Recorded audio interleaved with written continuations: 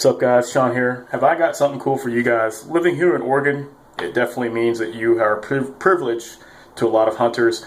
And Gerber, believe it or not, got its roots from being a company that made quality knives. And that's what this is right here. It's a Gerber Magnum Hunter. And while it looks very unassuming right here, it looks just like some sort of like, I don't know, butcher's knife or whatnot.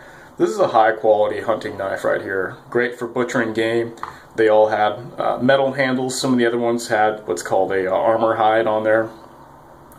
Very cool stuff. We're going to go ahead and sharpen it. It came with a great sheath too. You can hear how that snaps in there. That's what you want with leather. But oh, how those days have gone by and Gerber is just bah. But what I'm going to show you guys today is that you could sharpen knives like this with a super cheap Waterstone setup using this King 1K that you can find for like 15 bucks. Make sure you always flatten them. $20 stone flattener right here. And here we go. Let's see, before I start here, let me show you guys the condition of the edge. I could definitely use some refinement. You can see it's not cutting in one even slice. So let's get to it. Now when I try to find my belly or whatnot, what I do is I just lift the handle on the knife to get to it, okay? You won't see me doing anything freaking ridiculous like this right here as I try to sharpen it. That's just going to be like uncomfortable, a total pain. So when I get out to here, that's when I go ahead and I lift the handle. It's the same angle, guys. It's just you're lifting the handle to follow the curvature of the belly. That's all there is to it, okay? Watch with your eyeballs, observe with your eyes to see when you stop. You don't go past it or anything retarded like that. Just lift it until you see the tip is touching. Check your scratches if you're new. You do the Sharpie trick, all that cool stuff.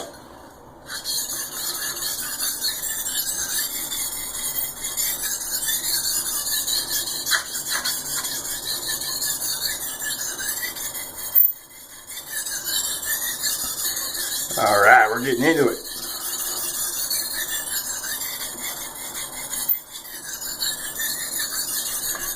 Oh man, sharpening is so much fun. Alright, let's check my scratches. Okay. Now what I like to do is I like to even out the bevel before I go to pop the burr. I have in the past just gone for just popping burrs, but the problem is sometimes my bevels will look uneven. So if I haven't sharpened a knife before, then I want to go ahead and I want to even it out.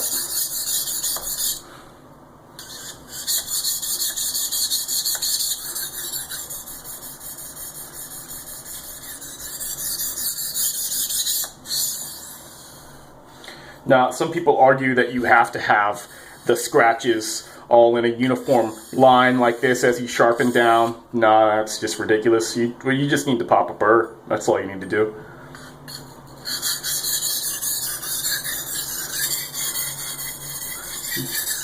Hasn't seemed to make any difference. Sharp is sharp.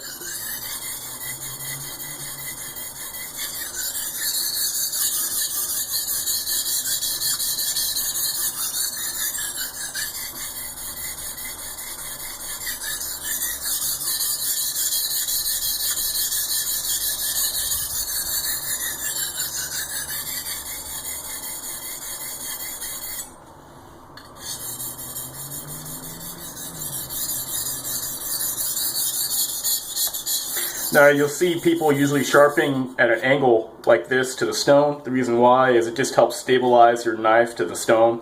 I don't want to sharpen like this because it's really hard to hold it stable when I'm trying to hold my angle. So that's why you see most people holding angles like this. And that is where it's advantageous to sharpen with both hands. This is probably a much more stable position than it is to sharpen this way. Because with this way, you're forced to, depending on certain knife designs, hold the knife like this. You don't want to be in this position right here. It's not as stable. So then I rotate the knife over. But then when I come back, I have to hold it like this so I don't touch that. That's why on a lot of good Japanese knives, they don't have any of these bolsters or guards or any of that stuff. Just makes them easier to sharpen. But Different knives need guards, so it's understandable. I prefer not to have guards on knives, so.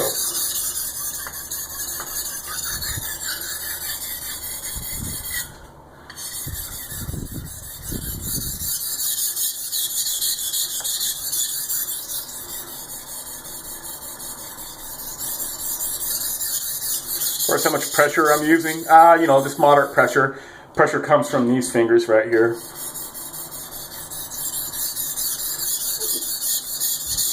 Some people do pressure both on the edge leading stroke and the trailing stroke. I think the most traditional method, though, is only on the trailing stroke. You put the pressure with your fingers. The reason why is they say that it's so you don't dig into your stone.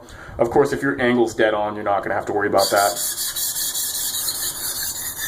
On your 6K stone, though, you probably do have to worry about digging, and you could take some chunks of your stone out, especially when you're learning.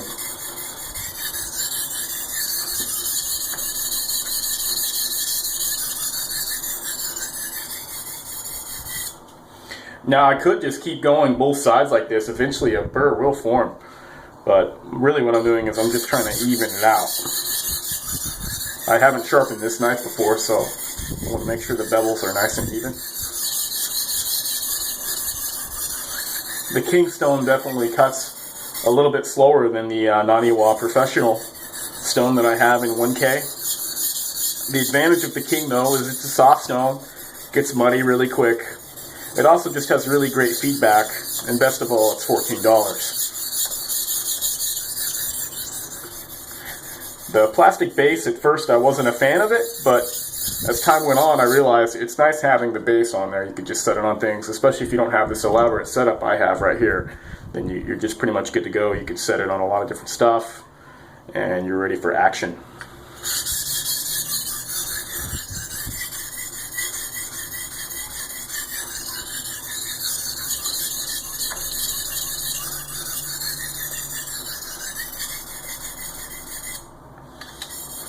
Alright, less talky, more Sharpie.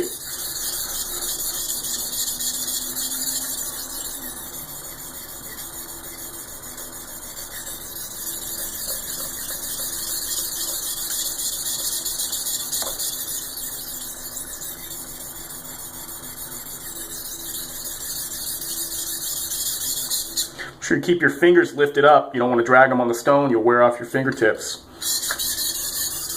You could wear them bloody.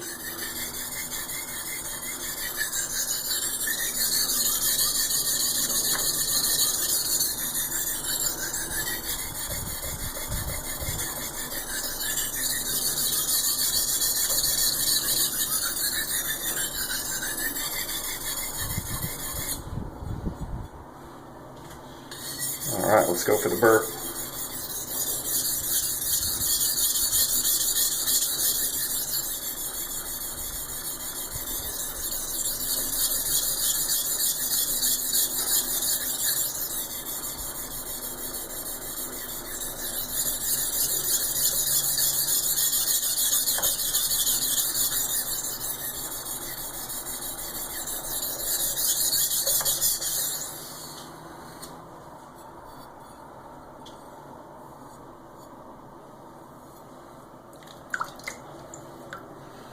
Sometimes it helps to clean the knife off so you could feel better.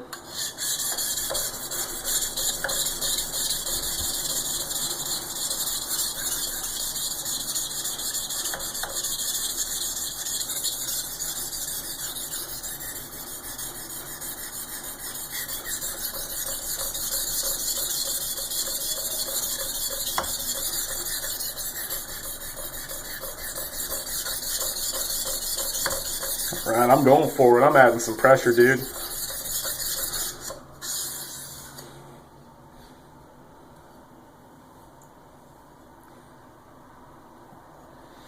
Not quite.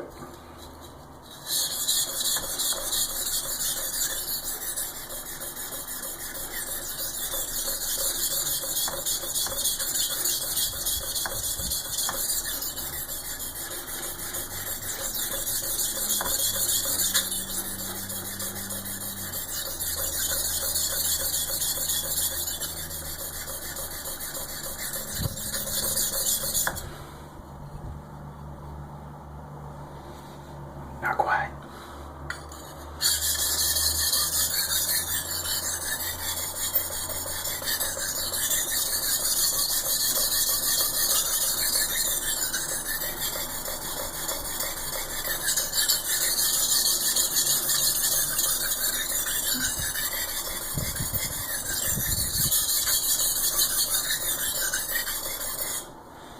Definitely not a fine grain steel, dudes.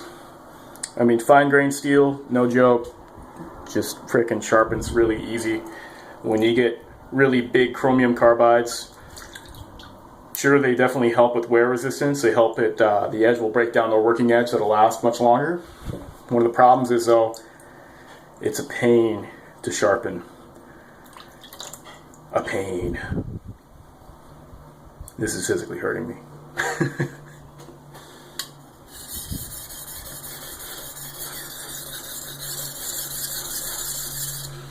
Flip the stone around, so we're probably starting to hollow out this side. We're going to move over to this side.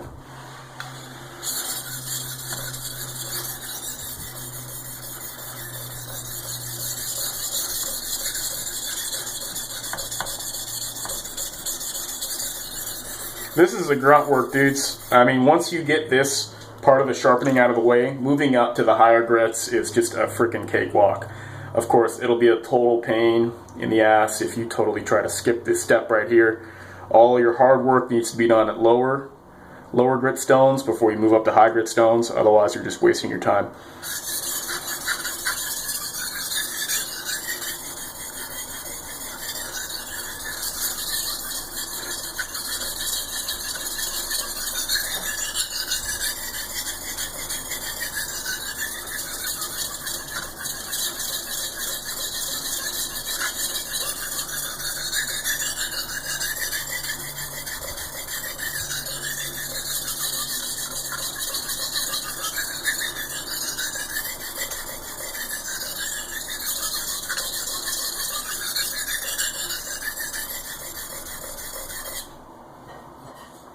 Oh yeah, we're starting to get there. Whew.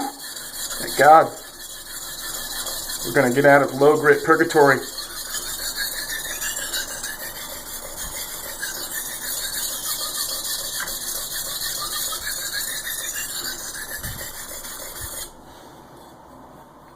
Got it a little bit here, a little bit here. Needs patchy here, patchy here.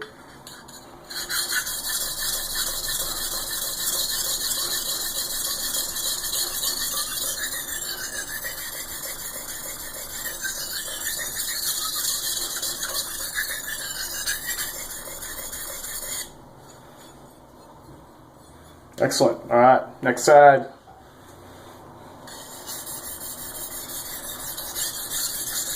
Pop the burr here and we're good. Troubleshooting. Any problems we have moving up from here basically means that we just did a poor job at this stone.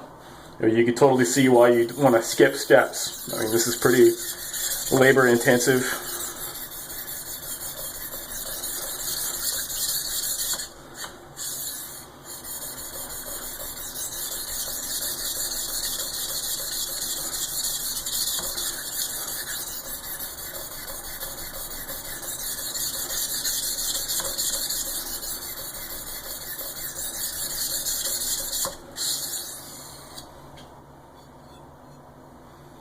Not quite.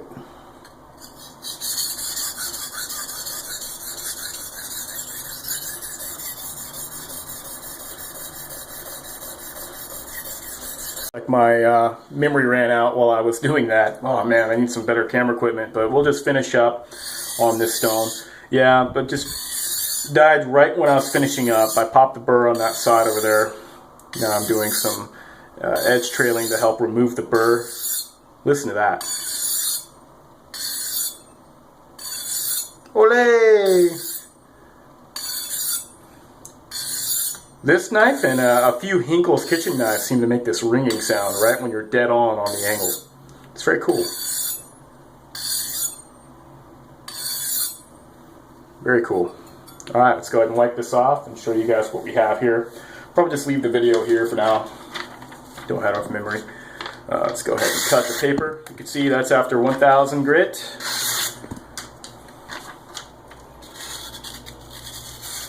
Able to make an S cut there with 1000 grit. This is just using the Kingstone to sharpen up this beautiful Gerber. We can definitely make this knife much sharper, perform better, either stropping from here or moving up to just stropping on the 6K grit right here.